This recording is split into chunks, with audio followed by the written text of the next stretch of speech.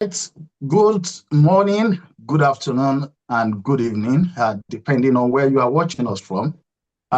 Is Yoruba referendum on the mark here.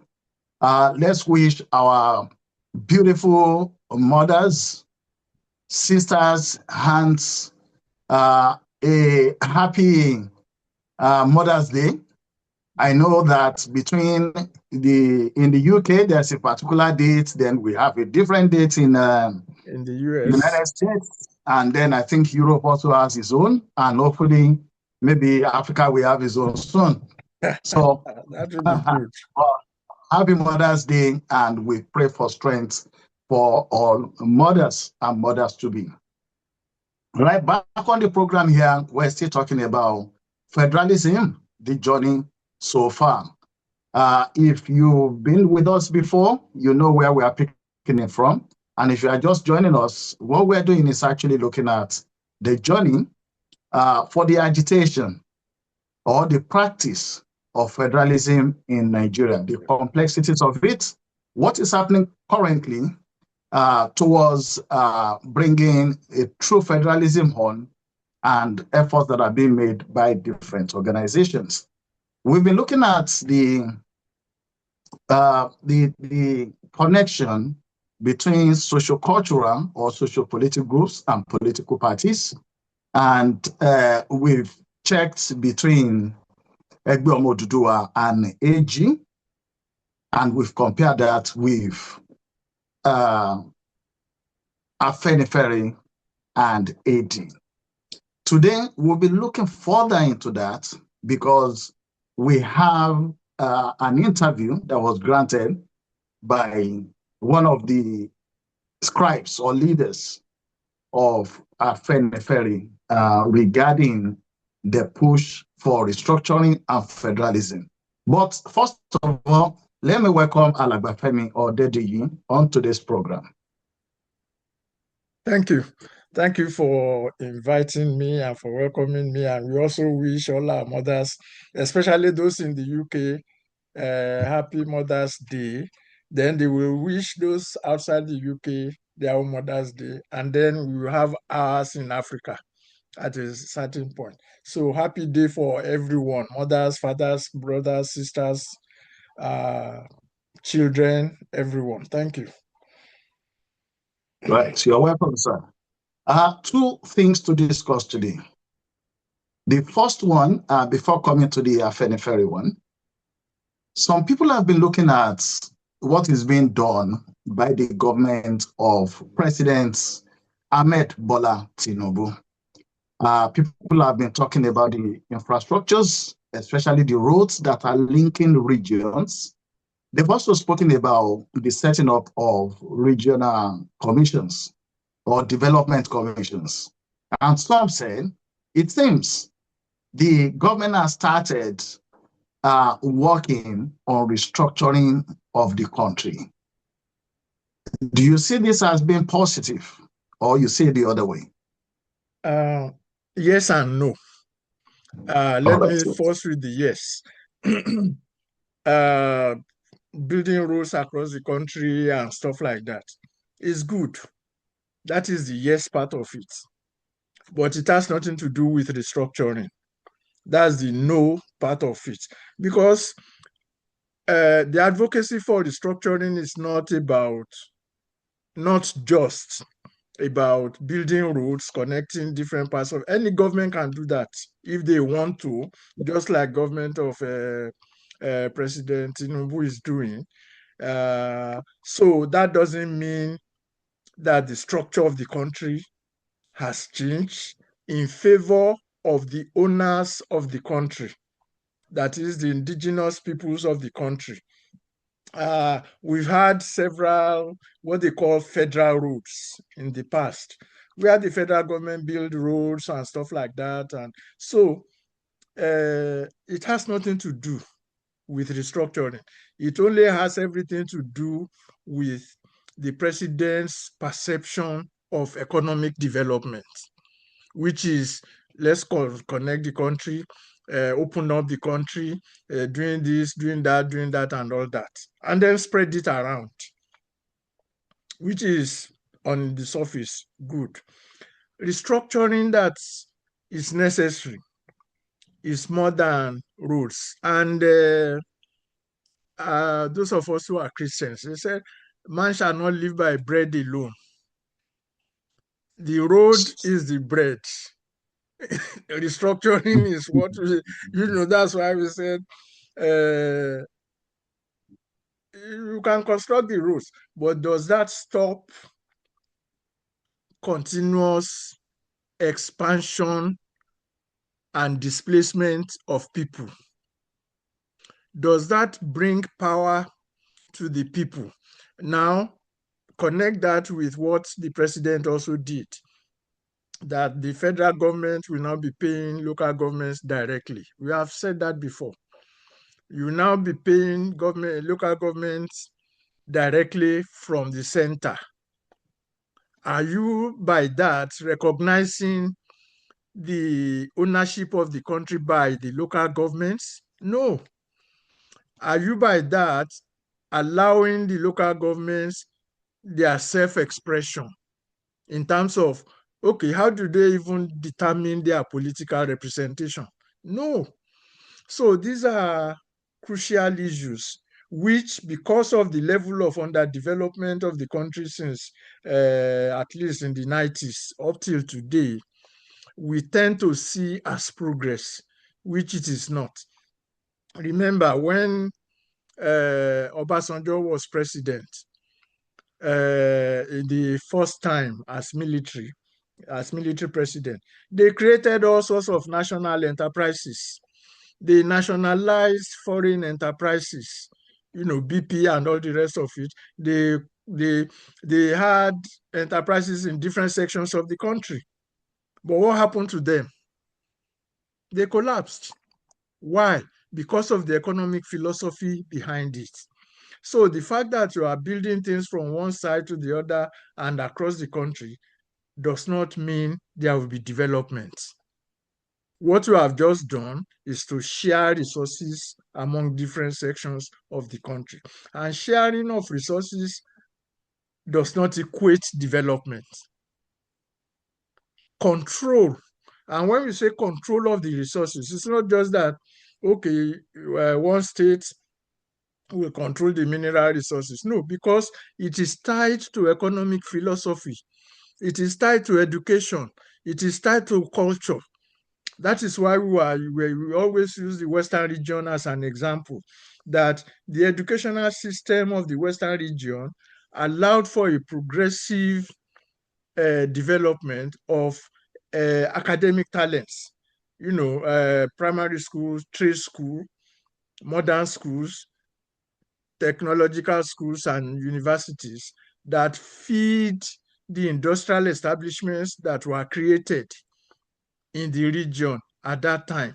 So education had a purpose, not just getting the academic degrees. That is number one. Number two, it has also been proven all over the world, at least in the developed world, even in Nigeria itself. Professor Babatunde Fafunwa, when he was at the University of Ife, had this program for mother tongue education. And then they discovered that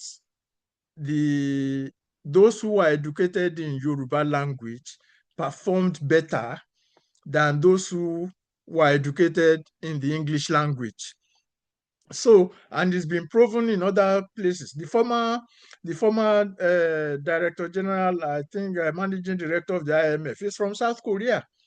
He's from South, and he said at that time that they had to use their local language to develop their educational system, which allowed them to transform themselves into the 20th century.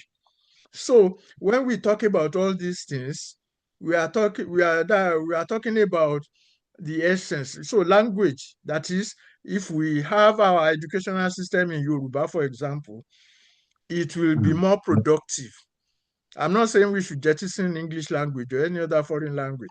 And then when we talk like India has one of the best research institutions in India. It's called the India Institute of Technology, where 50% of the instructions are in their language and then 50% in English and stuff like that. So, and there's all academics, scholars, they have gone into the issue and discovered that mother tongue education, mother tongue language is the best way to develop. So when we are talking about restructuring, we are talking, and then when I mentioned ownership the other time, we are saying, okay, we Yoruba people should own the process of our development.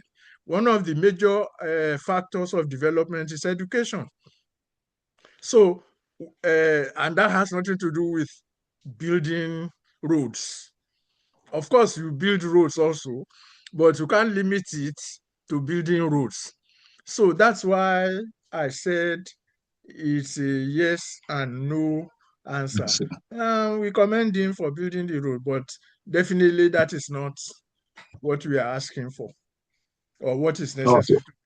Yes. Thank you, Alabra Femi. This next question now is going to be like double bullets or double barrel bullets, so to say. Some have said the if state police is approved, that could be taken as part of restructuring.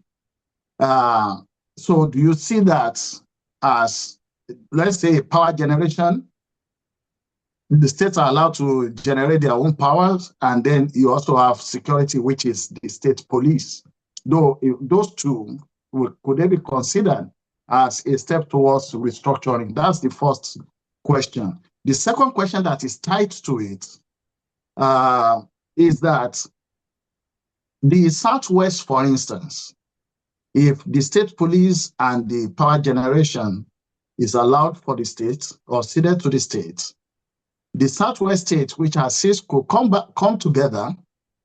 Why they may have like their Oyo State has its own police and co, but they could actually coordinate everything together as a region, and that coupled with the regional development, the Southwest Development Commission that has been set up, that putting all those two together could actually become a sort of a restructuring. So if you take the first question, that ceding state police or ceding security in terms of police to the states, and also ceding power generation also to the state, would you consider that as a step towards restructuring? Then the second one is, if the six states, for example, we are using the Southwest, Yes. it could happen with the South or the North Or and co. anyone. Yeah. Yes, that if is it not possible for those to work together, and then policing now becomes regional, power generation also becomes regional? That would that not be restructuring as well? No. Right. That's a straight no. Again, it's a form of economic development, which has nothing to do with restructuring. Like I said, like the roads, yes, you can decentralize. Let's put it that way. Say, okay, you can have your electricity and stuff.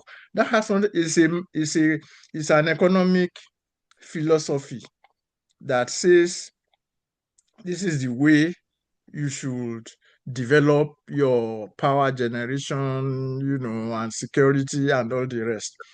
Number one, we have Odua Investments, which Yes. was derived from the Western Nigeria Development Corporation in the Western region, and which became Odua Investment. So if we are talking about restructuring, even on that economic level, we don't need a development commission. And that's why I said something about ownership. Because even the Yoruba people who are not, since we are using Southwest now, are not consulted on whether we want a Southwest Development Commission or not. One senator just tabled a bill and said, okay, since others are having their commissions, let us have our own commissions also. And then they set it up, and then the federal government will now appoint the directors and all that and all that. But we had a template, and we still have a template. So if they had bothered, if it is restructuring, what they will ask Yoruba people is, do you want a continuation of Odua investments or not? And under what terms? So it's like adding, so when you now create a development commission, we are just adding another bureaucratic layer to federal government, or centralization, let me put it that way, centralization. Instead of saying, okay, we already have a template, how do we make it work? You know, you remember, if you remember, in the, I think a few years ago, each of the states had what they call Office of Regional Integration. They had commissioners for regional integration in our southwest states, so all of them. So what happened to it? Now, that one, maybe they still have it or not, I don't know. Now you now have another development commission that we also have representatives from each of the states and the federal government and from other states and stuff like that. So we should not confuse an economic paradigm. The president's belief that the way to develop Nigeria is through these commissions and all the other initiatives, we should not confuse it with the needed political restructuring. That is number one. In terms of security or state police or whatever it is they call it, we have Amotekun, right? So are they going to be converted to state police? Are they going to still be around as Amotekun and then we have a state police? These are the questions. That is number one. Number two, and we have said it repeatedly, there is no value in having a state police without its judicial branch. You can't have a state police that cannot prosecute local offenses. So if we have police now, Nigeria police, and then they arrest people, then they try them even for local offenses. But the courts are federal government courts. They run on federal government bureaucracy, not on our own bureaucracy. So, like I said earlier, the state police, development agencies, we have to be able to separate the two. Another president can come up tomorrow after President Tinubu is gone and said, okay, because they are going to be giving money to the development commissions. I don't know whether they will be giving money to the states or whatever, state police and all the rest. And then say, Nigeria is broke, so I can't afford to give you money again. Go and look for money yourself. Or the president will say, I don't like the chairman of that local government because he's not doing what we want. So we have to remove him. And how do we remove him? We choke the money going to him. Or I don't like those people didn't vote for me. So I'm going to remove their representative at the development commission and put someone else there. All kinds of stuff like that can happen. And we know it has happened. Even with the Niger Delta Commission, Niger Delta Development Commission, which had been in existence before President Tinubu, we know all kinds of shenanigans that went into the appointment of directors and stuff like that, based on the same parameters. So why should we now say, especially for him, whose political trajectory was developed as a federalist trajectory? And that is the tragedy of the whole thing, that you now have someone who was a federalist, in fact, who also fought for federalism, both before becoming governor and after becoming governor, now centralizing everything because he's the president. So there's a big comma there. Now, there are those who say, don't worry, after he does all these things, then we will come back. And he himself has said it, when his programs work, after he finished with his economic reforms, he will come back to restructuring. So the first thing is, if the economic programs work, What other restructuring are you talking about? Mhm. Now, how do we determine whether the economic programs, reforms, how do we determine they work or not? During your term, after your term, or what? When are we going to make that determination that yes, it is working? So while you are there and campaigning for second term, you can say it is working because you are in power and you still have access to all these things and you can donate it around. And so after your term, the second term now, after the second term, another president comes and say, all those things that President Tinubu did, they didn't work. They were just doing mago with it and stuff like that. So I'm going to do something else. So that is the danger in all these things. Even if he says, when I finish my second term, I will impose my candidate to continue where I have stopped. I'm just saying as a worst case scenario. Yeah. It says, okay, yes, I will impose somebody who will continue with we know what has happened now. You impose this somebody and immediately the person gets to power, the first thing he will do is to fight you. So Yeah. so that's not so we should be, that's why we are appealing to people, our people, to separate the wheat from the chaff, to know that we cannot live by bread alone. Let me use that expression. This is not about living by bread alone. It is by reaffirming our existence. And how do we reaffirm our existence? By claiming ownership of our society. How do we claim ownership of our society? By our process, the referendum, so that we can have a new federal constitution and we can claim our rights to determine even our economic future. So the federal government can want to build, what if the roads, we don't, that whatever roads they are building is not what we ought to do, we ought to build. Now you are saying, okay, when they have state police, they can cooperate. Why should we, as Yoruba people, or any other people for that matter, in a contiguous territory, wait for the federal government to create a state police and then say, let us cooperate, when we can create our regional police ourselves? Mm. That's the problem. All these things we can do ourselves without the federal government doing it for us and then asking us to cooperate. You see, that is turning logic upside down. And that is what we need to be careful to avoid, that we don't live in a society where logic has been turned upside down, where the federal government will start something and then say, maybe you are all in the same area, we are going to cooperate. No, we should be the other way around. We are living in the same area, so we decide what we want to do for ourselves.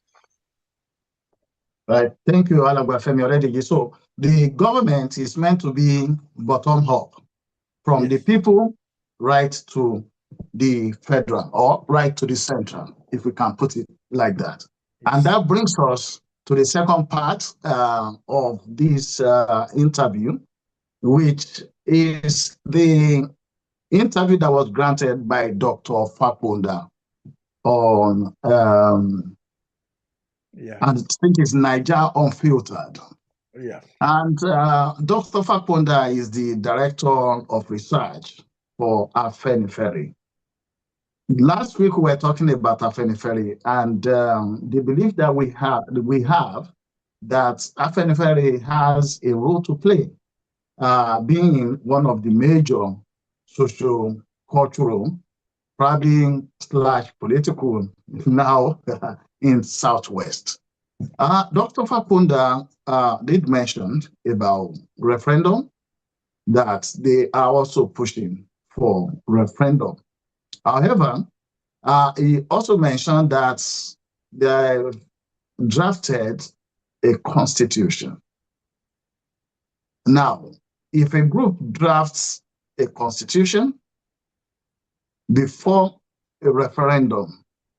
Is this putting the cart before the horse, or a group could draft a constitution, and then after the referendum, then they can ask people to have a referendum to adopt it as well? Adopt or reject it, yes. So would it be what's been done by drafting a constitution? Bear in mind, sir, that if the referendum has not been conducted, and the position or the state of things, maybe in terms of the number of states to have, assuming the referendum, goes through and they have to set up like administrative centers or states and go. If those ones have not been determined yet, would a drafted constitution before a referendum, would it make sense? Well, it's putting the cart before the horse. I mean, it's good that they have finally come round to adopting the need for a referendum. Okay, yeah. But the point is, there are so many constitutions flying around Yoruba land now. So the thing is, without a referendum, how do we choose which one? Shebi, sorry to use the... That's fine. So it is all these things that people will now say, okay, this is what we want, this is what we don't want. So the first thing is to have the referendum. And our own referendum is, do we want to be in a region or not? Yes or no? So if you want to be in a region, then we say, okay, what kind of government do we want to have? All those constitutions that everybody has written will now start flying around. And then we say, okay. So, like I said, it is good that Afenifere has endorsed the referendum. Now, there's a caveat. We are not in Afenifere, although in the interview, he said he represents that there's no faction, that all of them are on the same page. But we made our investigation and we discovered that the other side, okay, he said he's the director of research of Afenifere, but that's the Afenifere headed by Oba Olaitan, formerly headed by Chief Ayo Adebanjo. The other Afenifere is headed by Papa Fashoranti under the chairmanship of Chief Oba Olufalaye. So to avoid any confusion, we made our investigation and we are made to understand that the Oba Falaye-led group is yet to take a position on that. I just want to make that very clear. That is on referendum. On the referendum, that they have not formally made the position, and they pointed out the relationship between the two of them. So we want to be very clear that we are not just putting our heads in the cloud and then claim that, you see, Afenifere has done this, Afenifere has done that. Now, if they want to resolve their issues, they can do it in any manner they want. But we are clear, and like I said, it is good that they adopted the referendum, but they put the cart before the horse. They should have stopped at the level of endorsing the referendum. And then we can start talking. I mean, so, like I said, yeah, okay, they endorsed it, but they put the cart before the horse. Okay, thank you. I'm still picking from some of the questions that were asked Dr. Fakponda, because the host actually asked if some of their proposal, the proposal by Dr. Fakponda, Yes. whether he would create chaos in the country. And I think one, because you've mentioned this before, and then I researched a bit about it, and I found out that Egbe Omodudua also took a position about it, that they would prefer all the sub-ethnic, if you can put it like that, in Yoruba land, that is Ijebu, Egbanko, that they are not looking into separating them, even if it's for administration. Yes. They should all be together. Yes. And then they can decide on what they want to do within. Yes. And I remember very well that you have mentioned that once we get whether it's Yoruba region or whether it's Odua region, then it's left for the Yoruba people to decide if they want to have 300 states or they want to have 2 or 4 and code, then they could decide that one amongst them. Dr. Fakonda's proposal, which will be him and the group he represents, is that aside from the referendum, which is to be done by, let's say, the Yoruba people, the people from the Southwest, yes, of what they want, where they want to be within Nigeria, that also within the Yorubans, that there will also be a referendum of what Egba wants, Ijebu wants, the Oyo wants, and co. And the interviewer, the hosts, did mention that this will create chaos. Do you see it this way, sir? Yes, absolutely. You see, again, it's like going back in time. Now, going back in time, not to learn from it, but actually to leave that past. Egbe Omoduduwa said they were going to combat forces of tribalism and all this and all that, so that they can create a Yoruba national identity, which they did with the action group and Western region and stuff. And then we are now saying we want to go back to that era where, we are not denying the existence of sub-ethnic, sub-nationals in Yoruba. No one is denying it.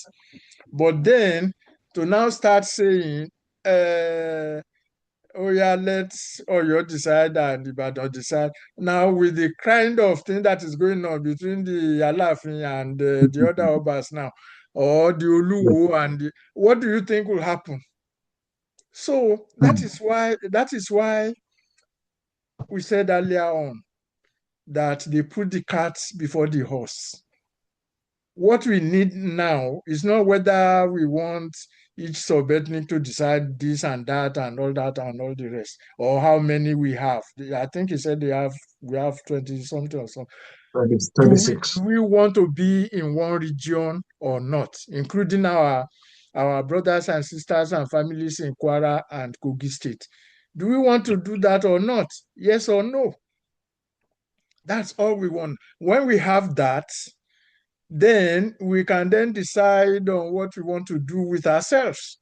We can even decide we don't want Oba. I'm just using that as an example. Now look at what these Obas are doing. We don't even want them again. It's possible. But I'm just saying that the moment you start trying to be too federalistic, okay, Ijebu, decide what you want. Even we know all that is happening, so it's confusion. That's why we said it is not necessary. It is putting the cart before the horse, and it will cause chaos. Now, if that is their Afenifere position, it can be debated by the wider Yoruba people before and even after the referendum. But we need to have that, because if we don't, some people might say they don't even want to be part of Yoruba region. Yes, there are some people I think in Kwara State, or is it Kogi State, forgotten the name they call it. They bear Yoruba names. They have everything Yoruba in them, but they say they are not Yoruba. Exactly. And also we have one of the king was that from Ijebu that said they are from Wadai, that they are not from so. So all these things Egbe Omoduduwa have managed to contain them and created that Yoruba national paradigm. And now we now have some people saying, so it's a non-starter to me. Yes. Thank you very much, Alagbafemi Odedeyi. The time is running quite very fast. It's just to also let viewers know that it's great when groups and organizations, when they speak out about their proposal.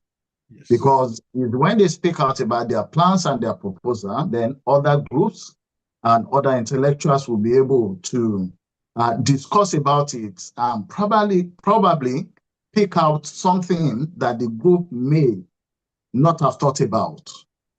And basically what we're doing here also is looking at where we're coming from, especially the Southwest, the Yoruba, and where we are now, so that we can look at what went wrong in the past and have it corrected now, and also look at what went well in the past and perfect it at this time. So Yoruba Referendum Committee, as you may well know, if you've been following us for a while, already has a bill for Yoruba referendum submitted to the 6 Southwest states houses of assembly. There have been signatures, and we're still calling for support to continue to press for that. We, Afenifere and the other groups, are also aware about the bill that is before the governors of the 6 Southwest states and also their houses of assembly. Remember that you can get in touch with us by sending your message to yorubaref@gmail.com. And we'll be signing out from here. Once again, Alagbafemi Odedeyi, thank you for coming on the program. And we will still have you next week. Thank you. Thank you.